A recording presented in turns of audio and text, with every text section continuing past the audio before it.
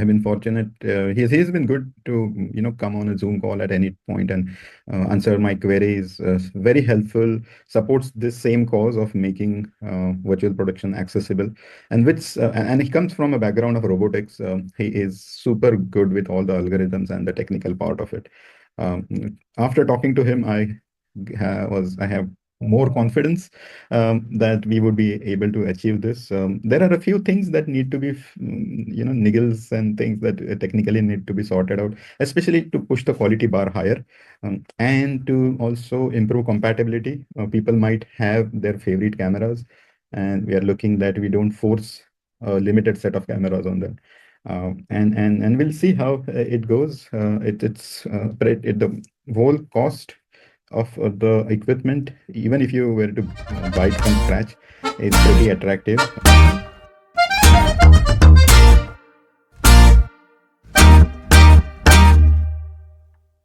Rishikesh, I think we'll talk about the LED wall for the recording. So maybe you can start with that because which is going to change the scenario in a big way. Yeah. So there are two aspects to that. One is obviously the positive side, and one is the negative side also. There is so I'll try to kind of balance it out from both ways. On the positive side, it is, the main issue, two issues which were there was the director did not feel in control of the shot when it used to be a VFX shot. But here with the LED workflow, or I will say the virtual production workflow, the director does see what they are going to get. They get a sense of composition, and that is how you decide whether it works for you or not. Right? If you just shoot on a green screen, it's terrible to visualize that, and just be confident about your film. So that is one thing. Second thing is with the actors, they do feel connected with the set. So there the reaction or the performance that you give when you realize where you are, if it's a grand setting, the performance does get affected by your settings. Doing it in a motion capture studio, or doing it in a green screen and having to imagine all of that, as you know, in acting, people feed off the performance of others and their surroundings. So having the virtual production workflow does make it better. Third is obviously the virtual production studios or LED walls can be set up anywhere. They could be right in the middle of the city, and you can get any locations there. So if you want it to be realistic, you can go there, do a sort of a capture using LiDAR or something, and you can have that set. You can change the time. If you need the golden hour in a real life setting could be just, few minutes window. Here it can be the whole day. You can just keep it as it is. So the actors, the team don't have to travel too far. They can sit in the comfort of an AC and do the shoot. And just all the efforts and logistics required to move a team somewhere else is not necessary anymore.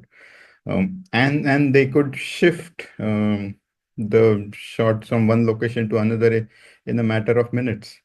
Um, in case you forgot some shots, you need pickups.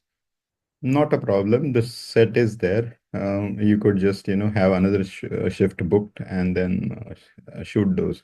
Or else, how much scary it is to realize later that oh, we need like four more shots or something. In those ways, it's good. I talked about sustainability in our session that we had, so that I think is very good. And again, in some way, it forces people to plan things beforehand, rather than in the current workflow. What happens is, creative on the backgrounds might change in post later on. And sometimes, just because it is possible to do that, it gets done, increasing the cost and everything. This is pretty good. It's almost like shooting at a live location, rather than doing a CG shot. So those are think are one of like sort of the good advantages of using the virtual production workflow. On the negative side, it's very costly. to set up a LED screen. Now you can set up, for advertisements and everything. There are very small setups, but for a movie, you definitely need a big screen. There are technical issues, Moir patterns, issues with focusing, and so on, that are there.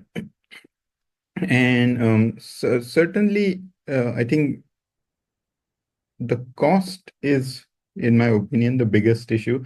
The technology changing so fast. What happens is, even if I were to have the amount of money to invest, I would be scared that the technology will improve very fast, and then my LED setup gets outdated. So I think that has been the main thing that a lot of Indian companies have been considering, that maybe we should wait for some time. But then if you wait, you don't get that adoption, and maybe this will not happen. So that has been a big issue with virtual production, as well as I think the skill part of it, having artists available to manage that, create the sets and everything, that has been filled over the years. I've been doing this sort of training and everything for almost 4 years, and now there is like when I started out, there used to be hardly anybody who was familiar with the technology and the workflow. Now there are like so many young people, full of enthusiasm, and they are doing some like things in their home setting, creating grand sets. So I think that is solved. Now it's up to the big money to push this further. I hope institutions like FTI, if they take the lead, it will become more popular. So that is what I would say. uh, yeah. Have this been tried anywhere in India? Yes, yes. Annapurna Studios in Hyderabad is, I think, leading the whole game over here. I'm aware that they also went through that initial reluctance of people to accept the technology, as well as, I would not say reluctance, but just not being aware of how that fits in their workflow, how it would be useful to them. I think they did a very good job showcasing it to many film, into the film fraternity, and a few bold producers and teams have taken the lead. And a lot of content is being produced now. I think the latest Tata ads were all shot over there, and a bunch of cinema stuff in the South Indian industry is getting shot over there. The FTIS students visited the facility at the beginning of the year, and they also kind of understand. So uh, great job, Napurna. And this is, I think, there are a bunch of others people who have been doing it. Cineome in Bombay had set up small, I think around 2022 or something, to educate people, but it did not get good traction. I think it needed somebody with the perseverance of Annapurna to uh, you know make it happen. These things require a lot of things are at stake, right? So people definitely want to make sure that they will not like this will happen and this will work. So yeah. May I introduce Rishikesh ji, because you have been into the technology and VFX and things like that for the last 20 plus years, Yeah. and now you own your own enterprise to help people to adapt to the technology. I should also say that Rishikesh ji is associated with FTI and is training a lot of students on this. And is the training available for students other than FTI? Yeah. So let me elaborate on that. Essentially, virtual production is dependent on what we call as real-time game engines.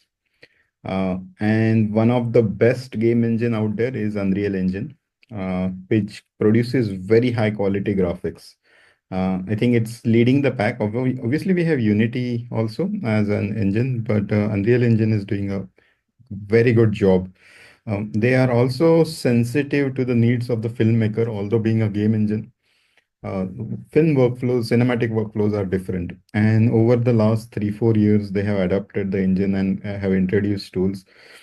Also the Epic Games, which makes the Unreal Engine. The whole ecosystem has adopted. A lot of people have put out tutorials, developed plugins. There has been hardware being developed so that this becomes easy. And the tool set is becoming very much adapted to cinematic. Earlier, you needed an understanding of gaming and everything and programming, but it's becoming more and more easier. There are some stalwarts like Willem Fosher and who have made very easy to understand tutorials for people to learn Unreal. Epic has done a marvelous job at documenting the engine and providing learning content. That like if you just decide I'm going to learn this on your my own, there is ton of content out there. Obviously, to make life easier for everybody, people like me come in. And I came from a film background. Although I shifted to games and everything, I spent almost 15 years making various animation films, VFX, ads, and everything. Uh, and I had I thought I left it behind, but then virtual production came, and I found myself at the crossroads, knowing both technologies. And I think I thought it's a good idea to get into this more deeply and started focusing on supporting people to understand virtual production. Yes, I'm training at FTI because I thought, that would be a good platform to reach out to more people. Uh, but other than that, my company is an Unreal Authorized Training Center, and I'm also what is called as an Unreal Authorized Instructor. Unreal has some standards about how the engine has to be taught, and it provides support to people like us whenever we need to resolve some queries and all of those. And through that, I do take sessions. Most of them are online because it's kind of tricky to cater to a wide audience. And the online option gives people around the world access to join the sessions. So I mean, I generally conduct about 4 sessions nowadays a year, where people from around the world join in. And I have students from Canada to Japan to everywhere joining the sessions. So, and the feedback has been good. I have sort of learned a lot of things myself about the issues people face practically. And you kind of become a central repository of problems that everybody has faced. So when those same problems occur for other teams, you can offer better solutions. So yes, outside FTI also, I probably should be starting my next session somewhere mid March or something. I'll put out. I don't do too much of marketing on Fit. I just generally put it on my LinkedIn profile that hey, I'm going to start. Wait for 2 weeks. Once it very quickly fills up. So once it's like a reasonable amount of people, I start the session. That's how I do it. So what's the duration of each session? Uh, Generally, we in total, there are different things, but in total, 40 hours of content is there. And I do prefer 4 hours of a session, so each session is about 4 hours. And sometimes, although depends, if the team is very skilled, 4 hours is good for them. But sometimes people need more time, so then there would be 2 hour sessions and more spaced out so that people get some time to absorb it. Generally, I don't do more than 2 hours, 2 sessions a week, uh, because I had to plan it around the other normal jobs that we do as a company. But this works. It also had to it sometimes take into consideration that a lot of people who are joining those courses are professionals, and they might not be able to join during office hours, which uh, I then have to conduct them either late after 7 p.m. or mostly then on weekends on a Saturday or something. So each course, depending on the audience, has different timings, which we kind of discuss and decide between the participants as to what will work for them. So that means each course spans around 8 to 10 weeks, considering 40 hours. Yeah, yeah. about that. It unless some holidays or something come up.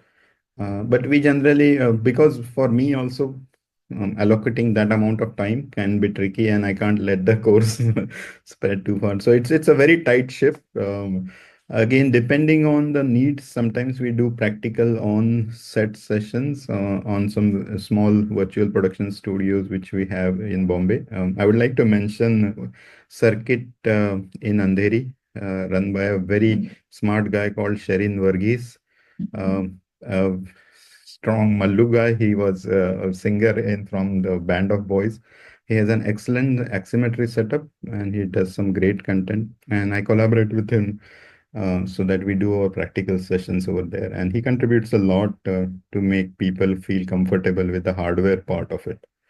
Like how you are trying to make it, like to make it even within the budget for the FTII. That is what you are working on, you said. So if that comes into practice, what all possibilities do you think? What all changes are you expecting in the cinema arena? Yeah. So I think when the budgets are getting tighter and tighter, as well as people want to be more creative. I mean, the content that you used to see on screen a few years ago, grand stuff, now you can see on your TV, on your phone, and the content has to be some wow content nowadays. But how do you make it for cheap is a problem. Especially as you know, someone pointed out in the session that we had, was that if it's a huge endeavor with such a large team and such expensive equipment, the director or the creatives may get a bit intimidated, or might not feel comfortable experimenting. uh, Obviously, there are people who would obviously take it in their stride, but in general, that has been the feeling that a lot of people had. And I think what also happens is newcomers do want to experiment, but this could be a bit overwhelming. So we have been over the years testing out different workflows as to how can we make it more accessible.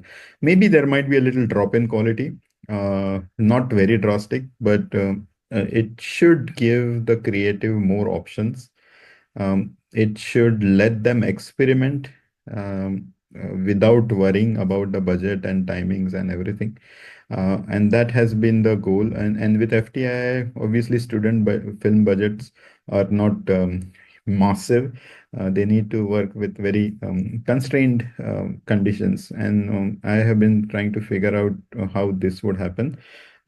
In that pursuit, we are checking out a bunch of things. I think axiometry is already there, so axiometry is one thing, but uh,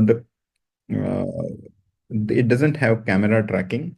So if you manually move the camera, that information is not recorded. We are looking at a software called JetSet, which initially, as it came out, there was a little bit of apprehension around it, whether it's capable or not.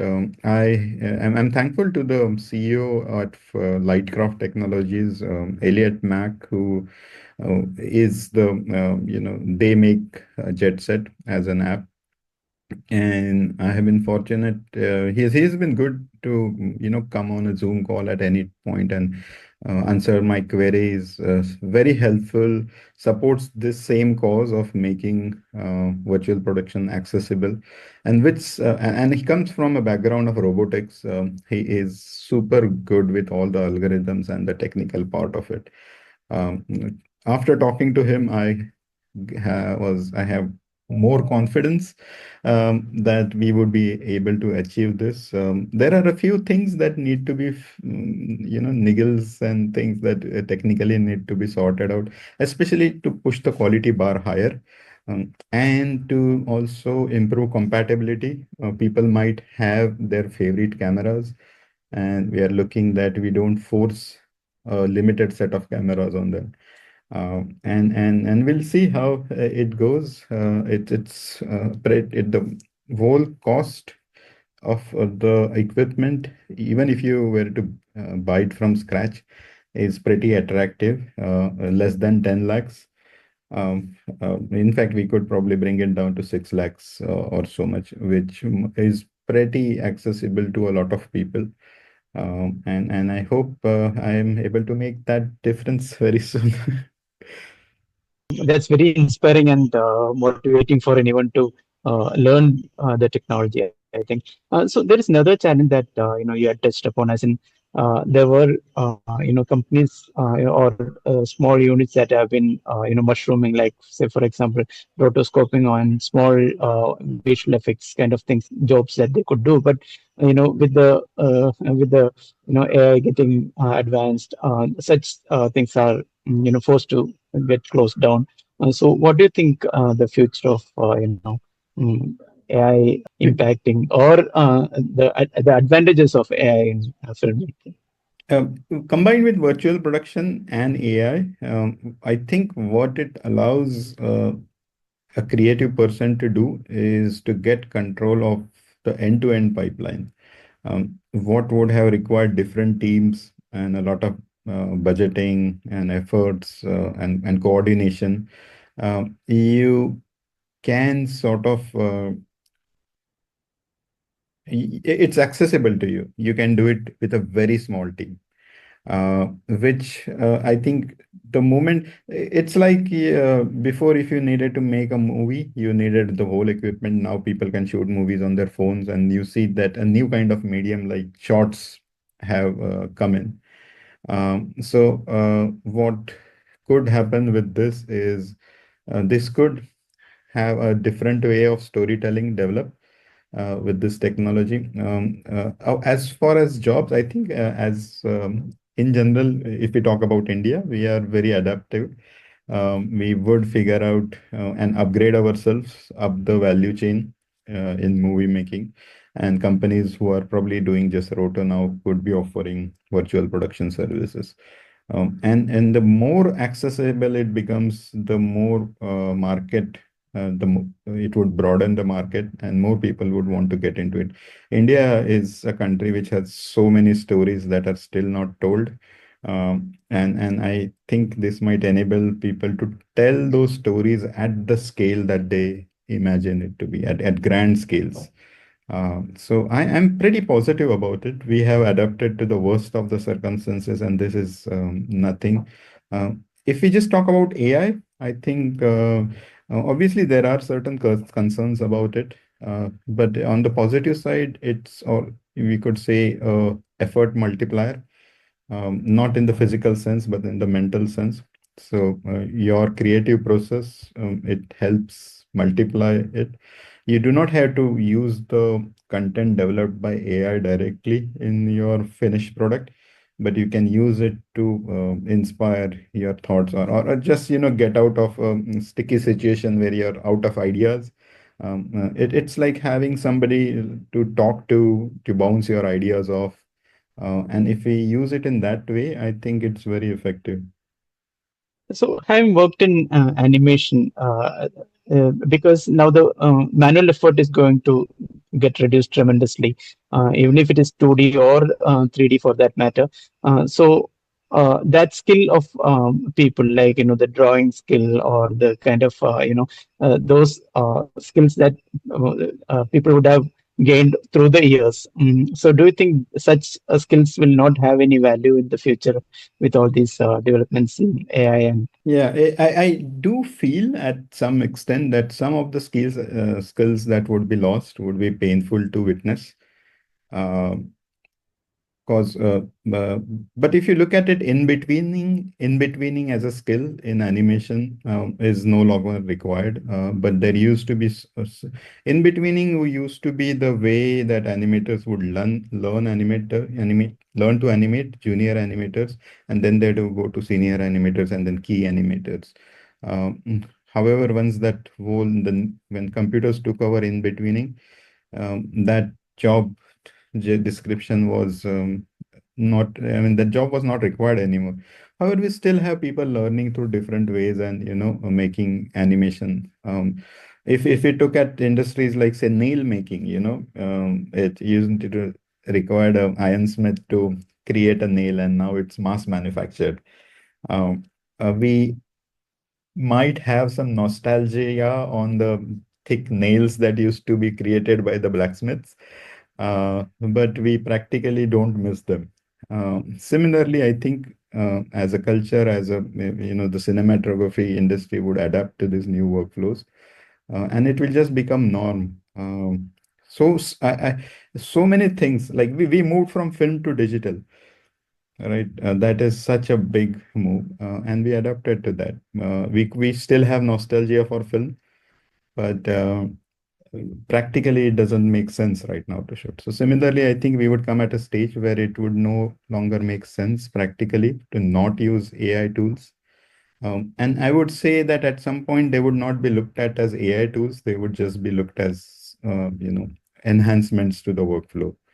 Right now, it's the buzzword which is sort of making it feel it's all AI, AI, AI. But if you look at it, it's just a newer or a better way of doing things.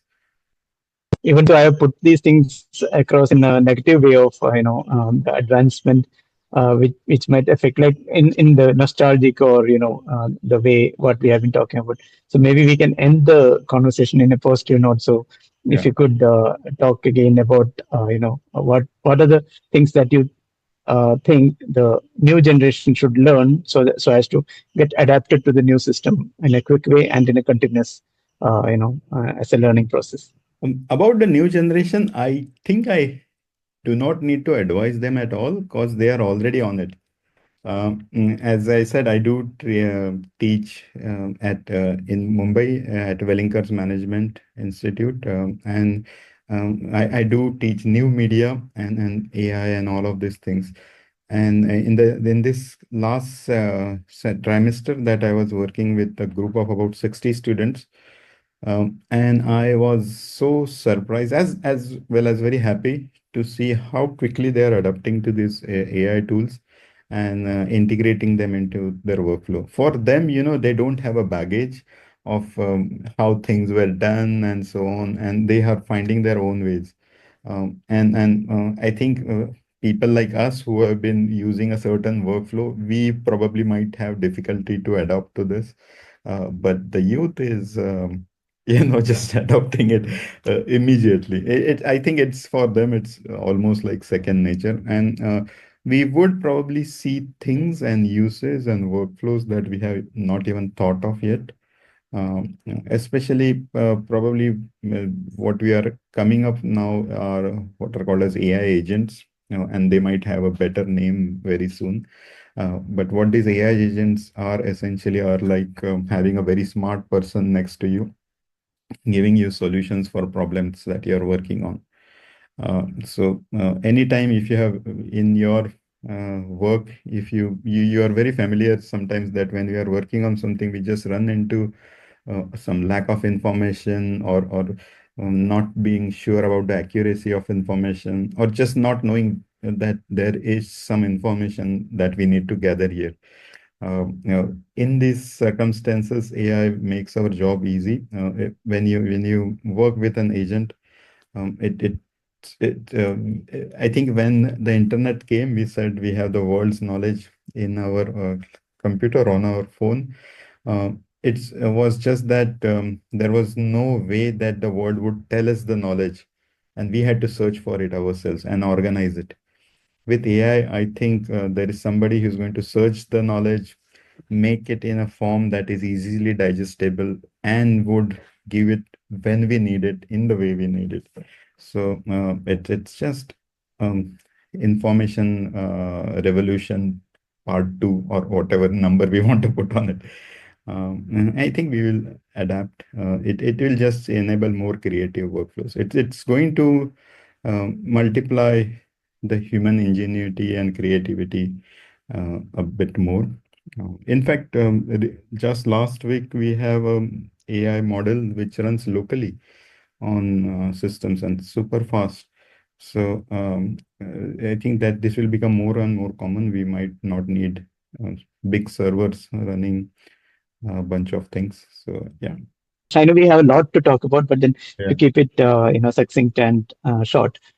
So the kind of AI tools that are available, and for anyone who is exploring these things, do you have any set of tools that you recommend, and what would be the approximate budget that one should think about to subscribe to such?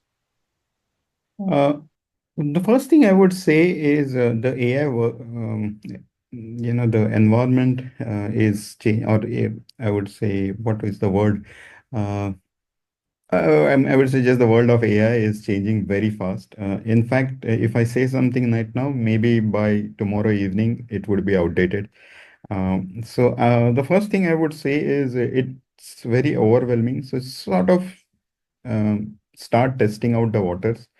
I recommend a newsletter called Alpha Signal. Uh, there is a newsletter that I would encourage everybody to subscribe. And if any you have any other personal newsletters, which will keep you on top of what's happening with in the AI world.